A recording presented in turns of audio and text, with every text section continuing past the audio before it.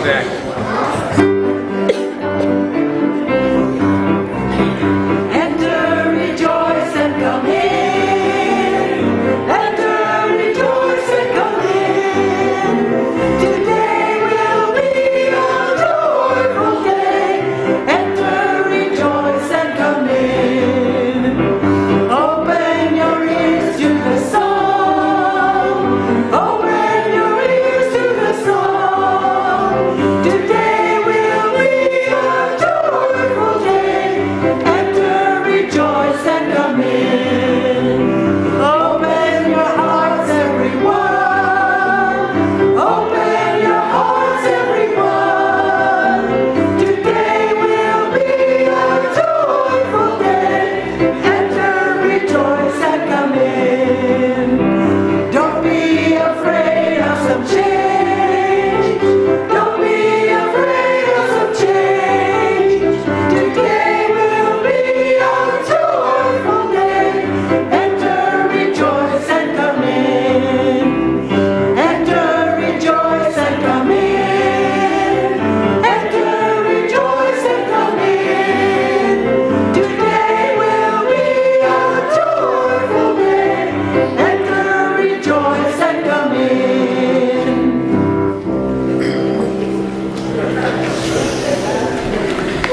Good morning. Good morning. Hey. Oh my gosh, I got it coming on both sides. I've got competing good mornings. Competing good mornings. I love it. Thank you. Well, I want to welcome all of you to the Unitarian Universalist Church of Spokane by reminding you of our mission statement, which I do each Sunday. We join together to create a nourishing, liberal religious home and champion justice, diversity, and environmental stewardship in our wider world, or as we say in short, to create community, find meaning, and work for justice. Also like to begin by welcoming all of you, embracing all that you bring with you to this place, all of your uniqueness, your unique beliefs, your background, your lifestyle, your experiences, your differences, all that helps make you who you are is welcome here today. And this includes those of you who are in the room with us, those of you who might be joining us for the first time, and the many of you who are streaming with us, live streaming with us as well today. We're glad to have you. Or even watching the recording of the stream, because I know there's some of you that do that too. So welcome to one and all. Glad to have you as part of our community today. Before we break to greet one another, I have a couple of announcements I want to make about the services that are coming up the next 2 weeks. Some exciting stuff. Next Sunday, February 26th, our former City Council President Ben Stuckert will be here with Gavin Cooley, who served 18 years as Spokane's Chief Financial Officer, to talk about a subject that they are both not only passionate about but are actively involved in, and that is solutions to homelessness. And I've heard them both present before, and they really have some interesting things to say. I think you're going to benefit a lot from attending that. And then afterwards at 12:30 Pacific time, for those who are streaming with us, because we will be live streaming, Ben and Gavin are going to continue this important conversation with a panel discussion that will include some Q&A time as well. Again, they're both taking an active role in promoting working solutions to homelessness in our community, and they have a lot to share. So thanks to, I noted at our first service, I wrote Quest instead of guest speaker team, Marina. So thanks to our Quest speaker team, but I think Quest works better. What do you think? So we'll go with that, our Quest speaker team, for continuing to bring such knowledgeable and interesting speakers to. So please thank the entire team for the good work you're doing. Also want to thank the Social Justice Coordinating Council for helping to put together the panel discussion afterwards. So this is an issue that's impacting all of us in our community as well as our society and in many places in the world. So. And then the following Sunday, on March 5th, is going to be our annual Partner Church Sunday. That is the Sunday in which we celebrate what is now our longtime relationship with our partner church in Fel Shirakos, Romania. I can't remember how long we've been part of this. Was it 81, 82? Does anybody remember? When? 1990, I think. 91. Was it 91? The revolt was 89. Okay? Did I say 1880? I said 90. Yeah. Okay. So it was in the 90s. Yeah. I was thinking it was right after the end of the Cold War, and I was dating it into the 80s. You're right. So ever since really the Eastern Bloc fell, and we were able to resume some kind of normal relationships with people around the world, we have been partners. There's a partner church program in which a lot of Unitarian churches here are partners with congregations there, and ours has been in Felșarakos, Romania. And I had the wonderful pleasure of being able to do a Zoom conversation and interview, a recording really, with Reverend Elad Szabo, who is the dean of one of the 7 districts in the Hungarian Unitarian Church, which is the name of their church there, their sort of association, if you will, in that part of the world. And their district, his district happens to be the largest, and it also includes the Felșarakos congregation. And he's minister of a church about 4 miles away, so he's very involved with and knows our partner church as well. But he's also just a brilliant man, speaks English wonderfully. He's been to the States. He's taught in one of our seminaries as a guest professor, and really understands our culture and the differences and the similarities between Unitarianism in the United States and Unitarianism in Eastern Europe. So I think you're going to get a lot from that, as well as he'll talk a bit about what's going on with our partner church itself. But a really wonderful conversation. I think you'll enjoy it. So you'll be able to see that on March 5th. And he also has an important announcement. I'm not going to make it now about something wonderful that's happened at our partner church in Felșarakos. So I'll just leave that as a teaser for you. So two great services coming up. Hope you'll attend. And for now, let's just take a couple of extra minutes this morning to greet one another here in the room. If you're streaming, feel free to shoot me or somebody else a text you might be thinking of.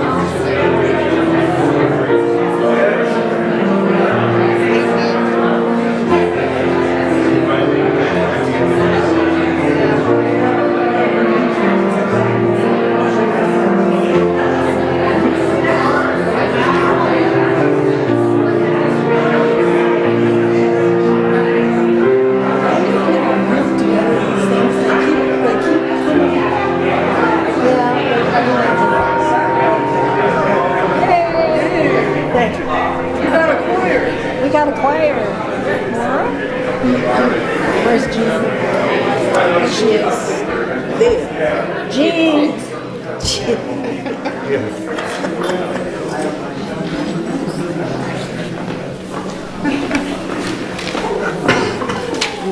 We're singing. Oh, thank you. More opportunity to visit during our social hour following the service, but let's move forward now by lighting our chalice, the symbol of our unity and our solidarity, of our openness and our inclusion, of our community and our individual uniqueness. May this small flame be our offering of warmth to those who are cold and alone, and a light to those in darkness. May it be a flame that... Wait, I'm repeating the same line there, sorry. May it be a flame that ignites justice in our world. You think I'd have this down?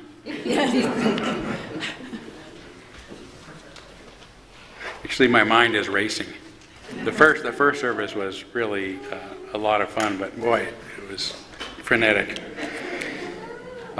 So may it be a flame that ignites justice in our world, a beacon of hope to those in need, and may it reflect at least a spark of truth wherever truth has been lost, and cast a healthy shadow of doubt wherever it's been found.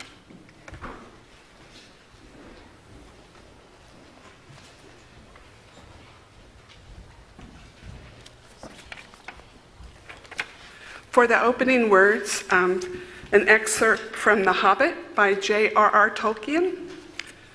"Good morning," said Bilbo, and he meant it. The sun was shining and the grass was very green. But Gandalf looked at him from under long, bushy eyebrows that stuck out further than the brim of his shady hat. "What do you mean?" he said. "Do you wish me a good morning? Or mean that it is a good morning whether I want it or not? Or that you feel good this morning? Or that it is a morning to be good on?" "All of them at once," said Bilbo, "and a very fine morning for a pipe of tobacco out of doors into the bargain." After a bit, Bilbo said, "Good morning. We don't want any adventures here, thank you. You might try over the hill or across the water." By this he meant the conversation was at an end. "What a lot of things you do use good morning for," said Gandalf. "Now you mean that you want to get rid of me, and it won't be good until I move off."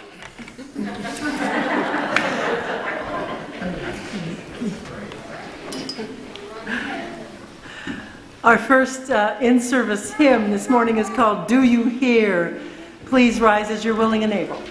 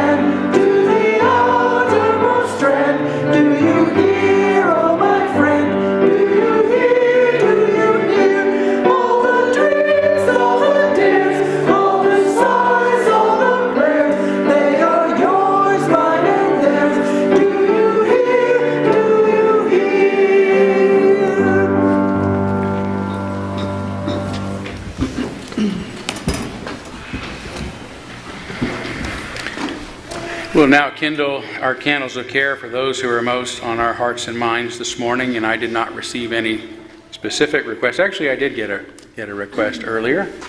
Glad I remembered. Jimmy Carter, yes, who I think a beloved figure of our time, at least for many of us, who has announced that he has gone under hospice care. So be very pleased to kindle a candle in honor of this man who's been magnificent light for many. And also a candle, as we have been, on behalf of the people of Ukraine and all those who are suffering due to the violence in that region of the world.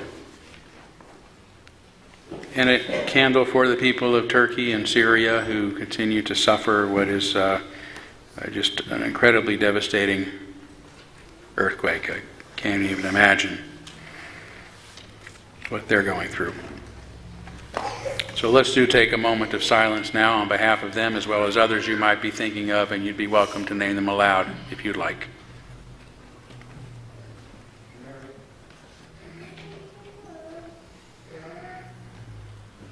Joyce Wade.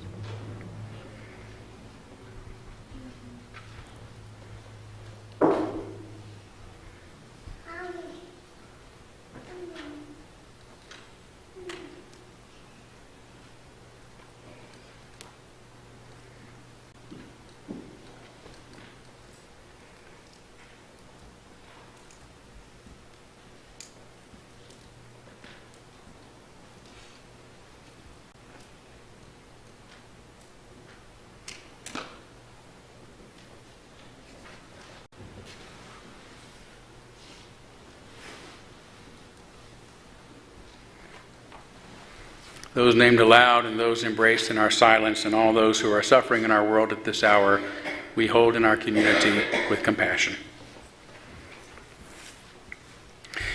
We do have a special collection this month, or I should say our special collection this month, because we have one almost every month, is for Compassionate Addiction Treatment, CAT.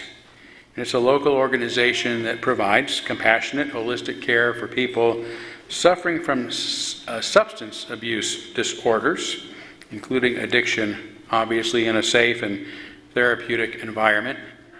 CAT focuses on removing barriers to treatment so people can better concentrate on recovery and live up to their fullest potential. It has a particular focus on people experiencing both homelessness and addiction issues at once. I'm confident this ministry will speak to many of you. If so, please feel free to use the special collection envelope that was in your order of service so we'll know that it is to be used for this purpose. If you're streaming with us and would like to go online and make a contribution, just signify that that's what it's for, and we'd appreciate it very much. We now gratefully give and receive this morning's offering, which helps sustain this community and our mission to the larger world.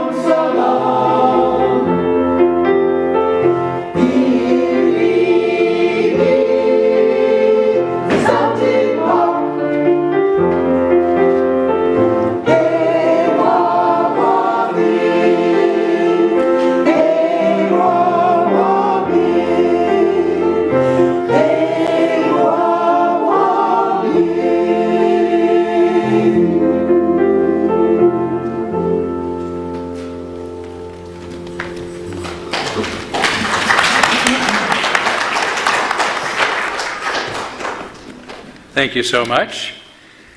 And it is now time for our story for all ages. So if some of you would like to come up front where you can see closer, that would be great. Right, Theo? Easy. Hey, Brooke. There's Charlie. What's going on? You see those kids up here? I know. Well, I've got a special friend as usual today. I think some of you will recognize my friend. Who do you think it is? Charlie? It's not Charlie today. Do you guys recognize this fellow? Yes. Winnie the Pooh. Yes, Winnie, it's great to have you. Thank you. Now, why are you here all the way from the 100-acre wood? Well, I've come to borrow some honey, if I may. I see. Well, we'd be happy to give you some honey. I'd like to borrow a honey pot, too. And a honey pot, too. What happened to your honey pot? Well, you see, Christopher Robin, yes, he gave me a taste, then took the rest high on a shelf out of reach, so I wouldn't be tempted to eat it all at once. Well, so you have a honey in a honey pot, you're just unable to reach it. Well, not exactly. Oh, I see. What happened? Well, you see, Tigger came for a visit. Oh, that explains it. And he offered to dance up and get the honey pot for me. Tigger, you know who Tigger is, right? A tiger with a spring in his tail that bounces wildly everywhere he goes. I see you've met Tigger. Well, I know of Tigger. So did you tell Tigger that Christopher Robin wanted you to leave the honey pot on the shelf for good reason? Well, I would have, except for the rumbly in your tumbly. Yes, how did you know? Well, I wasn't sure, but I figured better for me to say it than you. It's very hard to say without moving your mouth, you know. Okay, so then what happened? Well, Tigger danced so high, he hit his head on the ceiling, then hit the shelf, and he and the honey came crashing to the floor. Oh my goodness, that must have made a mess. Yes, and now Tigger isn't able to dance very high because his tail keeps sticking to the floor. Well, that makes sense. Well, don't worry, nothing's going to be able to slow Tigger down for long. He'll be his bouncy self before long. Yes, but I'm afraid my honey tot will never be the same. Well, maybe not, but you know, it reminds me of a story, Pooh, about a city mayor who was so busy one day that he'd forgotten to eat anything and decided to stop at a restaurant to get a delicious cup of soup on his way to a very important meeting. Well, it sounds very good. Well, it was probably pretty good. Anyway, he goes into the restaurant and he says, "Please excuse me," rushing past everyone else in line. He said, "But I'm on my way to a very important meeting." And since everybody knew he was the mayor, they politely let him pass. And once he got up to the counter, he said, "Please give me a cup of your best soup. To go, I'll eat it in my limousine." And the woman working the counter was the owner and the cook and was famous for having the best soup in town. Well, it must have been made with honey. It probably was, but I don't know because she never told anybody her secret recipe. "Wait here," she said to the mayor, and the mayor waited. And he waited, and he waited some more, becoming increasingly agitated until he finally shouted, "Where's my soup? I told you I'm in a hurry." And the owner peeked her head out the door of the kitchen, and she said, "Just a few moments more." Then she disappeared again. So the mayor waited a bit longer. And a bit longer, and a bit longer, growing hungrier and hungrier. And he finally shouted, in a bit of a softer voice, "Please, I'm a very important person, and I have an important meeting to go to, and I'm getting very hungry. I think he's going to be late." He probably is going to be late. Anyway, the owner poked her head out the kitchen door again, and she said, "It's almost ready. Just a moment longer." Then she disappeared again. And the mayor looked at his watch, and he knew he should just leave, but he also heard the rumbly in his tumbly. and so did everyone else. So he knew he better eat something before he went to his meeting, his important meeting. And just then the kitchen door swung open, and the owner came out and gave him his cup of soup. And he was in such a hurry that he slapped a $20 bill on the counter and said, "Keep the change." Then he took the lid off the cup and began sipping on it as he headed for the door. But after his first sip, he stopped, forgetting about his meeting, and he turned to the owner and said, "This is the most delicious soup I've ever had. What is your secret?" "I've never given away my recipe," she said, "but I will tell you the most important ingredient, if you'll just sit down at a table long enough to enjoy it." The mayor looked at his watch, and he looked at his soup, and he took another sip, and then he called his office and said, "Please cancel my meeting. Something very important has come up." Then he sat down and he took another sip and asked, "What's the most important ingredient?" And she said, "It's patience." "You knew it?" "Yes." "May I have another cup?" he asked. "But aren't you in a hurry?" she said. "No," the mayor said, "I have all the time in the world." There, do you understand, Pooh? "Of course I do, but I don't quite understand what it is I understand." Well, it means that some of the best things in life are worth waiting for, right, guys? And do you know what one of the best things is, Pooh? Honey. That's right, honey. And if you do as Christopher Robin suggests, put some of your honey away for later, it's going to taste all the sweeter when you do have it. "Yes, but all this talk of honey has given me a rumbly in your tumbly," right? That's right. Tell you what, Pooh, if you'll be patient just a little bit longer, I'll get you some honey after our service, and we'll get some glue and fix your honey pot good as new. Just don't let Tigger anywhere near it. Tiggers and honey don't go good together. Thank you, Pooh. Would you like to help sing the children out? Certainly.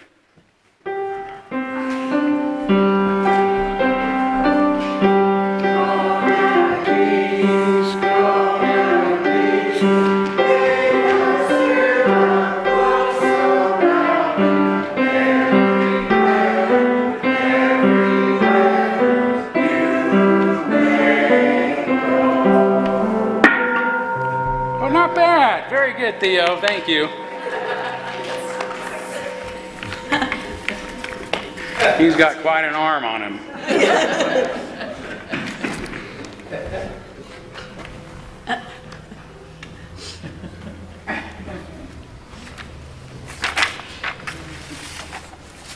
For the meditation, some words from Albert Einstein. There are only two ways to live your life. One is as though nothing is a miracle. The other is as though everything is a miracle.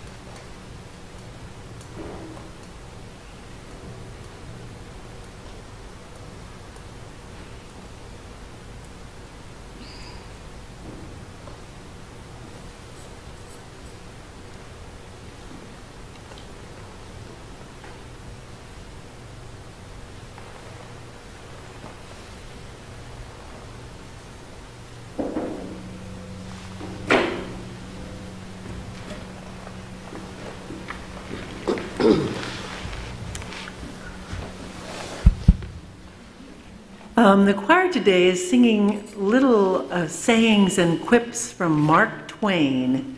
The total collection of these short pieces is called Points to Ponder Upon. Now, I'm the first one to know that, of course, sometimes it's hard to hear choral words. So we've worked hard on enunciation, but if you are still missing a piece, you can come up and see me after the service and see what it is, okay?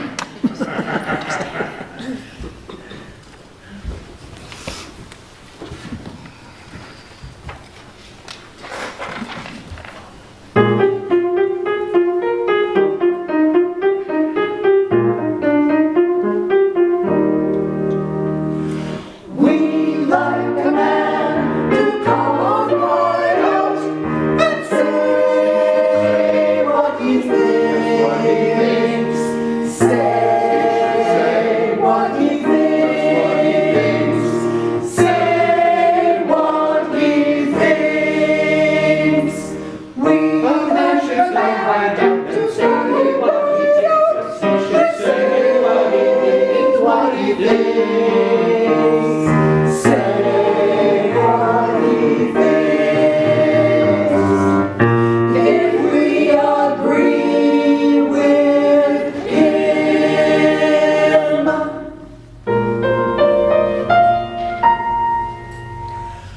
we ought never to do wrong. We ought never to do wrong. We ought never to do wrong. We ought never to do wrong. Never to do wrong when people are looking.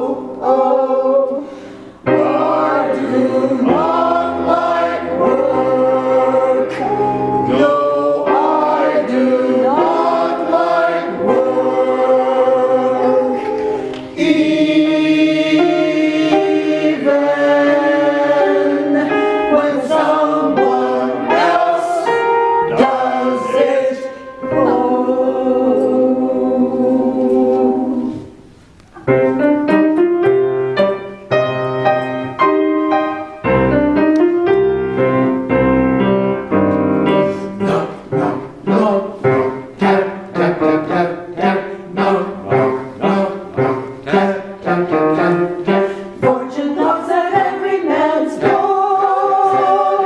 Once in a life. Fortune knocks at every man's door. Once in a life. But in a good many cases, the man is in the neighboring saloon and does not hear her.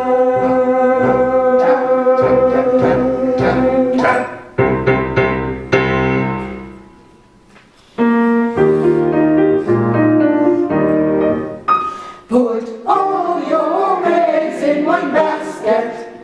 Put all your eggs in one basket. Put all your eggs in just one basket. Put all your eggs in one basket. Put all your eggs in one basket. Put all your eggs in just one basket. And watch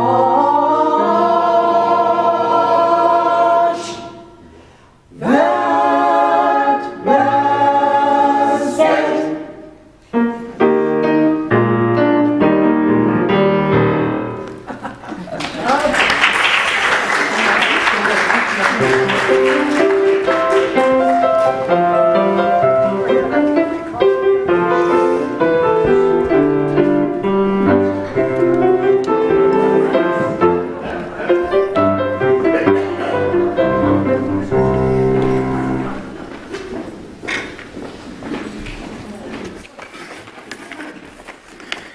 Thank you.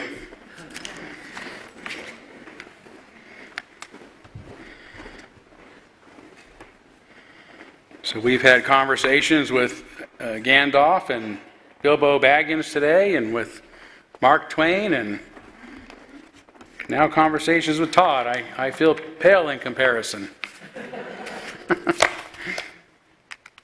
But this is something I like to do periodically, to just sort of open the congregation up to questions that might be on your mind. I don't like to deal with, church business matters, or that is things that would be better dealt with in a church board meeting or a congregational meeting, but otherwise I'm pretty open to things.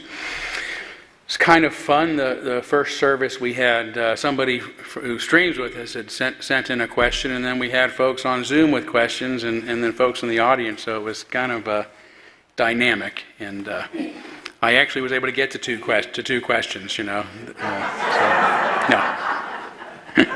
A few more than that. I'll try not to be as long-winded as I can be, but nevertheless, who has a question? It was all good? Thank you, Deb. Thank you. Yes? Karen? Yeah. Oh, you know what, Karen? I was going to ask. Yeah, I've got a microphone here. Let's do this so that... Check, test. Todd's turning it up now. Thank you. This way I won't have to repeat it or paraphrase it. Okay, great. I had to write this down because it's a bit convoluted. Okay. Todd, that's the way my mind works. Yes. Todd, I want you to pretend that you're meeting with Ron DeSantis, who has attacked left-wing wokeism in his fight to control school curricula in Florida. Now, you've criticized wokeism from a liberal perspective. So in your conversation with Governor DeSantis, how would you differentiate your position from his? Wow. Oh, my God. What a great question. Good question. Yes, I don't think Ron DeSantis and I are on the same page. For the same reasons I'm not on the same page with wokeism, right? So this is something I talked a little bit about in the first service. Liberalism, which is being misrepresented by the far right, and is misunderstood by the far right, and has been for years, and has really become misunderstood by this extreme group that has moved into liberal organizations and decimated many of them, or at least led to conflict or dysfunction in many of them. They both suffer from the same problem. They're not liberal, and that's what I would tell DeSantis. Not in a cruel way. I think I get along wonderfully with conservatives. I was in a meeting this week with mostly conservative religious leaders that I've been meeting with for a couple of months now. The new sheriff came to that meeting and spoke. I really like him. We will not agree on politics, but I was glad to hear his perspective. And this group, by the way, when we're going over trying to come up with a list of common values that all these religions have in common that we could present to our community, and it started off as a very long list, and then we narrowed it down. But one of the first words that came up was the word obedience, and somebody expressed that obedience is a very common value. The Bible says you should be obedient to the authorities, and I was the one to say, listen, whatever comes out of this group is going to be fine with me as long as I can tell my congregation that this is what I said in response. And I said, obedience would bother us. It rings of authoritarianism, and we are extremely anti-authoritarian, and Unitarians really gave birth to civil disobedience. There's oftentimes that the authorities cause harm, and we're not for that. And that group said, well, then you know what? We're going to get it out of here, because this is going to be a group that offers consensus. And that happened often during that night. So we can meet with these folks if we're meeting on common ground and we know each other personally. We can love each other. It's very easy. So if I was in a room with Ron DeSantis having a conversation, I think it might go well for both of us. But I would also tell him, you're misrepresenting liberalism. And I disagree with the basis of your ethics. Because liberalism is a way. It is not an ideology, right? Our problem with wokeism, as it's being called, cancel culture, illiberalism, political correctness, whatever, is the way that it approaches its goals. It's not necessarily its goals, right? Liberalism is rooted in the Enlightenment principle that was articulated by Immanuel Kant as a categorical imperative. The one thing that we can do must do in every situation. It's always the right thing to do. And that was to always consider, or I should say, to never consider somebody else an end to somebody else's, or a means to somebody else's ends, I should say, but an end within themselves. And that was translated later by other thinkers, and Erich Fromm's version of it is that everything we do, every institution, our jobs, our business, our governments, our laws that we pass, our education system, everything we should do should be for the goal of human welfare and individual unfolding, right? So that people can have the freedom in a society to achieve their full potential. That's our moral guide, because we are motivated by the Enlightenment principle of the inherent worth and dignity of every person. And that means to maintain that, to create that, to establish it and maintain it, we have to have societies that are based on reason, freedom, and tolerance. And by reason, I don't mean just being able to think well. That helps, really, for those who don't think well. Learning to think well is important. But reason is really, it is in contrast to dogma and doctrine and ideology, right? That was the truth of the pre-Socratic philosophers 2,600 years ago, that you can figure it out for yourself. That's why we say we believe in human reason, because you don't need a church authority to come down on you, or the government to come down on you for speaking differently than the government authorities do. So it is the approach. I would think that Ron DeSantis, if somebody sat him down and said, no, this is what liberalism is. Whatever you're construing it as, in order to win elections, is a lie. This is what liberalism is. Liberalism is a way of living. It is a way of seeing the world. And it drives us to the goals of creating human welfare and individual unfolding. That's what it's about. And to be able to have the opportunity to explain that to people who are more conservative, or consider themselves conservative. Unfortunately, conservatives have been sort of ensnared by folks who claim to be conservative but are actually neoliberals, because they don't believe that the government should be involved in anything. The liberal perspective is that we've got to have governments that adhere to the rule of law and exist in order to maintain the rights of people. In other words, human welfare and individual unfolding. That's the kind of societies that liberals want to exist. And we have to have governments to do that, but those governments are formed by the people and work for the people on their behalf. I probably wouldn't get to say all that to DeSantis, but I would want to at least make the point about what liberalism is. And then the other thing I would say is we don't have to imagine being in a room with DeSantis to say that. That's the message. That's our message. That's the liberal message. We should be saying this. We should not shy away. That question came up during the first service. What about progressives? In the language of calling ourselves progressives instead of liberals. Well, progressives, was created by George Lakoff. He said, let's use this because, remember George Lakoff, don't think like an elephant, and he got hired by the Democratic Party and said, let's rebrand ourselves because liberalism has such gotten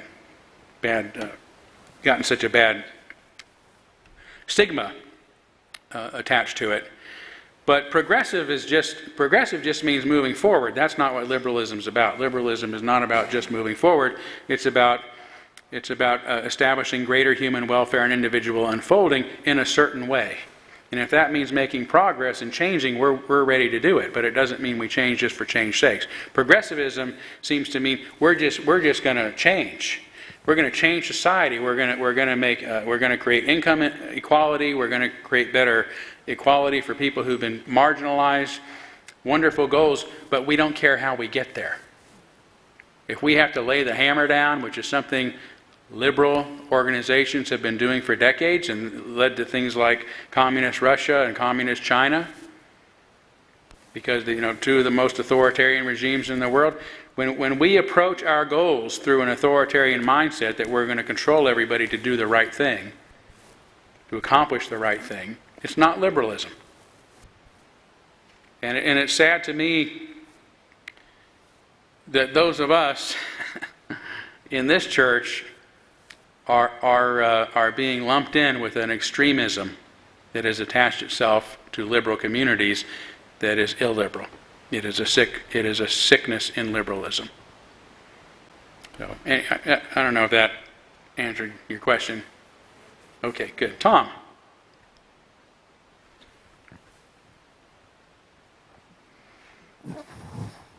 My question this morning involves Ukraine, which we all recognize is in great peril, and that one could argue that imperils the entire world to some degree or another. But there's also a feeling among a number of people that we being the United States and other countries in the world, can only go so far with our expenditure to try to help Ukraine overcome what is its issue with Russia right now.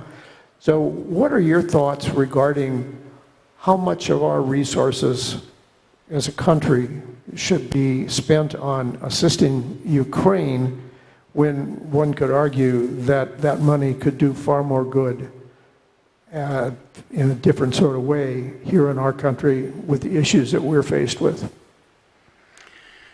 Well, I think that we should spend enough money to help Putin find a hole to hide in for the rest of his life. That's my opinion. It's kind of not an either-or question. I really think it's a both-and question. It's incredibly troubling to me that Republicans and Democrats can come together and continue to choose to approve the spending of hundreds of billions of dollars in this war, but can't come together to spend hundreds of billions of dollars on the urgent needs that we have. We have that money. We can do it. I don't see it as a lack of resources, as a lack of will. And it goes right back to what I was saying about human welfare and individual unfolding. The way our government works right now is that those are not its focus. I think the Democrats, to a larger degree, would like to do things that are going to benefit the masses, at least of Americans, and also continue to be as generous as we can to countries overseas, as well as immigrants that are wanting to come into our country. But those processes have been stopped by pretty much a gridlock government that has existed now for decades, regardless of who is in power. They're so close in their governance that there's just a lot of blocking and gridlock and nothing happening. So the real question to me is not so much do we spend it on Ukraine or do we spend it on our country? Why are we not passing these bills that have been put forward to fund the programs that Ronald Reagan and the Republican Party have demolished, the FDR systems that were put into place to guarantee a healthy middle class, right? Why did FDR's reforms get destroyed beginning with Reagan and have continued to be destroyed until this day? And the people that are most hurt by it fall into this belief that government is the problem. Reagan started it, right? Government is not the solution, government is the problem. Government has to be the solution, and it has to be a liberal government that cares about the welfare of people and the unfolding of individuals. Right? That every individual in our society, regardless of their color, of their sexuality, of their wealth status, right, of their belief system, of their birth origins, of their political ideology, deserve to be able to live in a society in which they can achieve their full potential. And if we're not doing that, we're failing them. So my answer would really be, one, what Putin is a threat, I believe. My belief is that Putin is a threat. He's trying to reestablish the Eastern Bloc, one country at a time. He got away with it with Crimea, and thinks he's just going to go in and continue to move one country at a time and regain that sort of Cold War status for whatever reason he seems to glory in. No, he has to be stopped. I think we need to do what it takes to stop him. So spending the money is okay with me. I'm just not good with the fact that they would spend that much on something that's going on in a foreign country to protect their power status, in our government, and not be willing to do it to benefit the welfare of their own citizens, to spend that kind of money, those kind of resources necessary. We could fix a lot of things with an influx of resources. And by the way, I believe in taxes. Being a minister in a church, that's what we do. We depend upon each other to pay for everything we do together. So that's what taxes do, right? They enable us to pool our resources so that we can do a whole lot more and have a lot more than we would otherwise.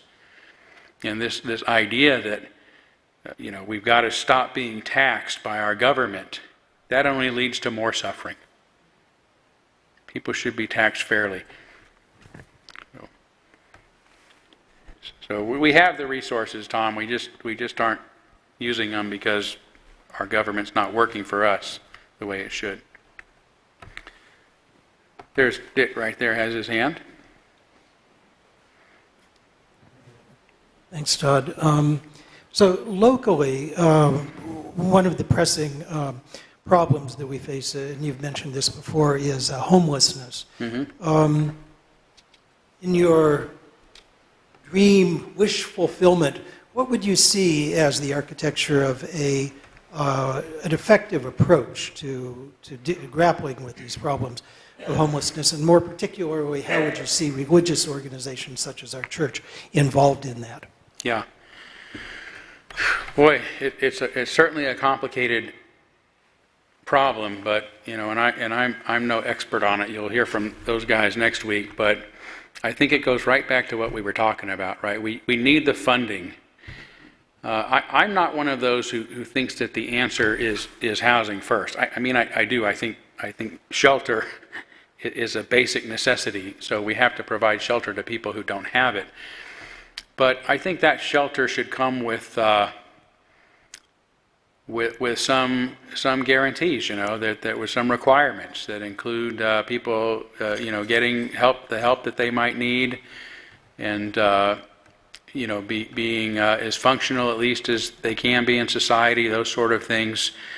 But the problem is, we don't have those programs. We're not. When we got involved in the Smart Justice program back when I first came here in 2011, and a lot of folks got in to say, hey, let's have this Smart Justice, and we'll use evidence-based programs and diversion court and get people into programs that will help them. But those programs don't exist, So a lot of people are in, and now we have this economic system where, because so many people are moving into cities, that there's high demand for homes, and we haven't been building homes like we should have been to keep up with these changes, and so now people are being priced out. Even working people are being priced out of homes. I see people. I'm sure a lot of you do too. We see people living in automobiles that are nice automobiles. right? These aren't wrecks. These are people who have nice vehicles. They had resources. But between choosing to get rid of their car or their home, they could afford to keep their car, or at least hide it so it doesn't get repossessed. I don't know, But people are living in these automobiles because it's the only choice they have now. So I think, again, we have to do something about the income inequality in this country that has created a system in which people cannot afford the very basic essentials that we need. And housing should be considered, I believe, a right. It doesn't mean the government has to pay for it. It means that the government has to create an economic system in which we can all pay for what we need. Right? So I guess that would be my thing is, if we were going to have an influx of money, we would actually build the programs we say we believe in.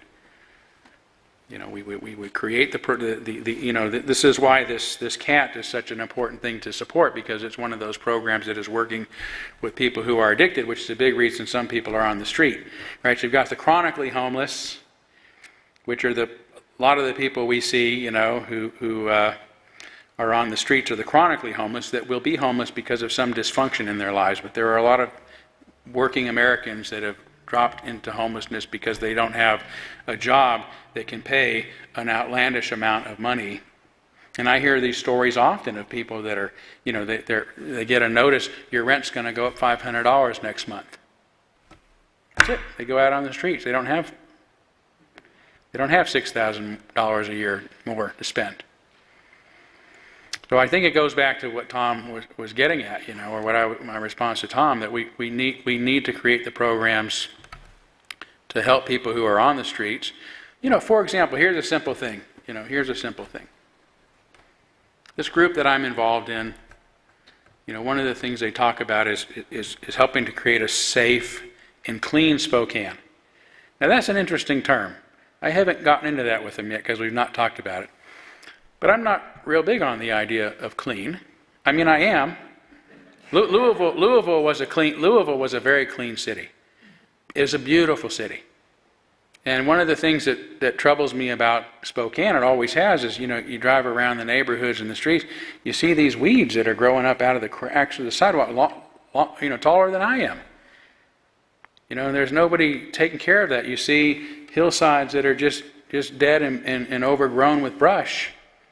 I didn't see that in Louisville. And what they did is, years ago, when I first moved in Louisville, I was 25 years old, 25 years old, they started something called Operation Brightside. And the city would donate the bags, they'd have the trucks and any equipment you needed, and every community would organize volunteers to go out and beautify and clean up their areas, church groups. And I do a lot of walking, and there's spots where people who are living in their cars just throw their trash out. And I think I'm going to have to come up here and clean this up, and I'm going to, But in one area of my neighborhood, they're not parking there anymore, but for a while they were just throwing everything out, and every day, there'd be new piles of rubbish. We had to close our own parking lot off here at church because it was happening. So one day I saw a guy out working on his car, and he had all this stuff out, and I thought, well, he'll pick it back up and put it in his car. And then as I was driving back, I see him taking off. And I stop, kind of angry. I roll down my window, and he comes over and says, "What's up?" I said, "What are you doing?" And he said, "Oh, I came back to pick this stuff up," which clearly he wasn't. And he started to go over to pick it up. And it just hit me, this guy has no services. Where's he going to take that trash? He's going to take it and dump it somewhere else? He can't even go to an open dumpster because they'll call the police on him. So I got out of the car, I walked over, I said, "You know what? You don't have a trash can, I do. You go on, I'll take care of this." And I picked up this stinky, smelly, urine-infested sleeping bag. It's actually a big mattress. and all the trash, and I bundled it up, put it in my car, and I took care of it. And I thought, we need an Operation Brightside in this community. We need to be providing services to our homeless population. And that's something we could do. We could get with the city and say, let us provide the bags and the pickup, and we'll organize groups to clean up for our neighbors who don't have trash cans or services or any other choice but to throw it out on the street. But if we're going to concentrate on cleanness, if cleanness is a euphemism for getting rid of homeless people because they throw trash in our streets or they don't look good, I'm not for it. Let's deal with the weeds that are growing out of the side. Let's make our city really beautiful. Let's make it comparative to other big cities. It can be a beautiful place to visit. So I got off track a little bit, Dick, but I think, funding the programs we need would come down to that. So let's see, okay, Dan, go ahead, and then I've got one more back here, and we'll try to wrap it up. So. I just wanted to ask you to give us an update on NAUA. Update on NAUA? Sure. So the best news is that Friday we got our articles of incorporation. Now, by the way, speaking of government, so I sent in these articles of incorporation, just paid the common fee, sent them in 3 months ago. And the check cleared immediately. Month goes by, nothing. I go online, I call, 3-hour wait on the phone. Please use our chat. Go to the chat. Chat's not available right now. And this, every time I try to contact them, this is what I got, right? And so I would email, and then I'd get an email back about 2 weeks later. And the email would essentially say, oh yeah, your check cleared, it takes 60 days. I wait 60 days, I wait 7 days, I wait 80 days, 90 days, I start another email, and I get an email. So I'm so sorry that it's, you have to wait for communication. If you would like to pay a $50 expedition fee, we will expedite your request. I can arrange a phone call. I said, I'll pay the $50.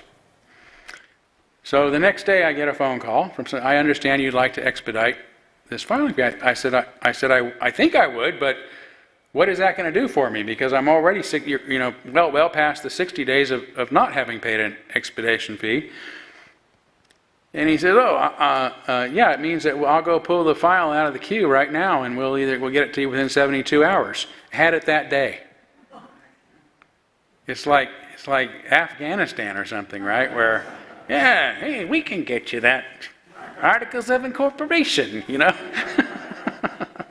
So, but it really shows. I mean, there's something wrong with government when you pay extra $50. Someone goes downstairs, pulls a form, and gets taken care of. But anyway, so we've got our articles of incorporation. We've got a website just about ready to at least go up, and we have a board now, and we're going to probably be able to go online, hopefully before this month is out. If not, it'll be we'll be up very early in March, and getting lots of interest. People are calling me from all over the country, or contacting me from all over the country interested in this. I'm sorry, it's called the NAUA. I should have said it. It is the North American Unitarian Association. It is something we're starting in order to help provide some of the services we were accustomed to getting through the Unitarian Universalist Association that we're no longer receiving. Yeah, okay. So one more here, and then I promise to stop because we're past. Go ahead. So I have a question.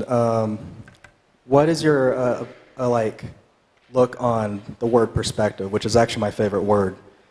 Because I think there's two kinds of perspective, but they both go together, and that's perspective of self and perspective of other people.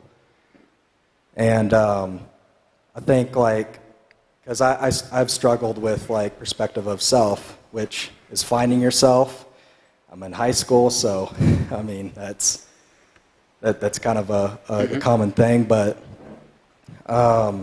perspective of self of what I really want in life. And sometimes when you, like with an argument or a debate, and this goes with everything, you got to have a little perspective on both yourself. You got to know yourself, but you also got to correlate that with other people so you don't get angry and just, lash out or just create hate in your argument, Mm-hmm. Yeah.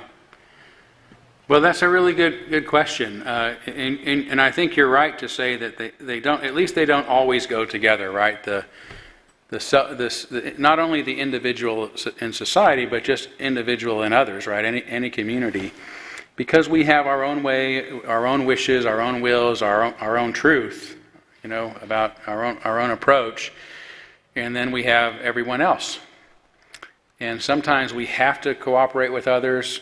Sometimes we choose to cooperate with others. And my approach is that when we choose to cooperate with others, that it's on us to be more open to being creative, right? So that we are, if I say I want to start the NAUA, if I want the NAUA to be a certain way, then I wouldn't ask anybody to help me with it. Right? But if I want people to help me with it, then it's going to become something different than I wanted it to be. You just open yourself up to that creative process. Otherwise, as I've given sermons before, people are not puppets, right? We shouldn't try to control people. And so there is this conflict, always between ourselves, what we want, and what others want, and that's where the tolerance comes in, right? The tolerance is about recognizing that we all have different ways of doing things, different ways of seeing things, different beliefs. And the very minimum that we need to do in order to live peaceably together is to tolerate each other. Tolerance isn't a great word, right? I mean, that's like if you go to the doctor and they give you a shot, you'll tolerate it, but it's not like a joy, to get a shot. So tolerance is the minimum, but what we found as Unitarian Universalists is that, we can create communities where it gets to the point where our at least ideologies don't matter that much. It's like, I really don't care what you believe about it. If you think differently than I do, that's okay. As long as you're not, forcing me to see things your way or something. So that's the kind of society we want to create, is one that is tolerant of our differences. To the point where we can come together. But the worth question, because really we talk about the inherent worth and dignity of every person, that is a very individual thing, and I'm always tempted to say the worth and dignity of all people. And both are true, and both really should be stated, but it is a juggling act. It's never going to be perfect. And that is how society and life works, right? That forces, opposites are in tension, are in some sort of tension, right? Freedom and belonging. That's one way of putting the tension, right? That I want to be free to be myself, but if I want to belong, I'm going to have to compromise myself.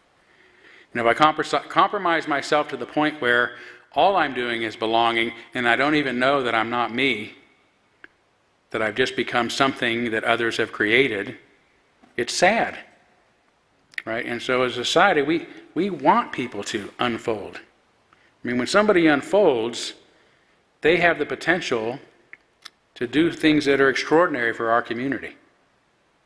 That if we squelch them and say, we don't really want you to unfold and express yourself fully because it'll contradict me, then it becomes an authoritarian society. So I don't have a great answer. I just say it's a balance, and both have to be our values. You have to sort of say, these are my values, and I'm going to strive to live out my values. And then the other thing I would say, that helps, is to understand that when we have a belief, oftentimes a belief is motivated by an emotion. That's where the word motivation comes from, right? So we have an idea, and it does something emotionally to us. If we like the idea, it rewards us with dopamine feeling. And we want to protect that idea. That's what information does. Whether it's genetic information or mimetic information, right? It wants to procreate and take over. the gene pool, the meme pool, whatever it is. So ideas, we have this instinct in us to protect our ideas against other things. And so we have this subjective experience, right? The subjective feelings that feel good about an idea we have. And then we project that feeling and idea as truth. So it's no longer something contained within us. We imagine that it is truth itself. I have touched this external thing that is truth. And then, once we objectify it, we moralize it. My idea is right. So subjectify, a subjective experience, objectify it, then you moralize it, and then once you've moralized it, you are justified in doing whatever you want to those who counter your beliefs because they are morally wrong. They're not just ideologically wrong, it's not just a minor disagreement. And I've said, Unitarians, we get along really good over ideology, but if you want to talk about moving the furniture, we might have a split over that. So because we moralize it, oh, you can't move that chair. That chair's been there since Thomas Jefferson walked by or something, So anyway, I don't know. I dance with it. I try to just find balance and try to follow my values the best I can and remember that both are true. Human welfare, bottom half of Maslow's pyramid, and individual unfolding, the top half of Maslow's pyramid. To be human, we have to figure out how to do both. So, okay. Thank you. I think we'll do what we did first service. We'll just we'll have our benediction and then we'll close with shalom. Okay. Thank you.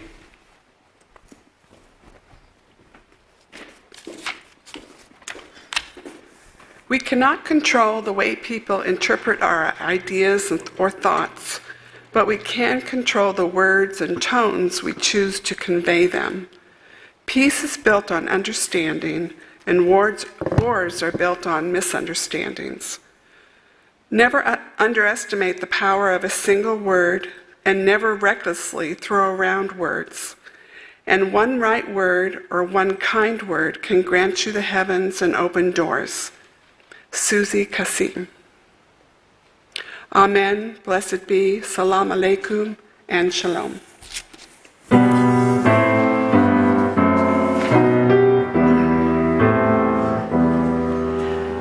Shalom.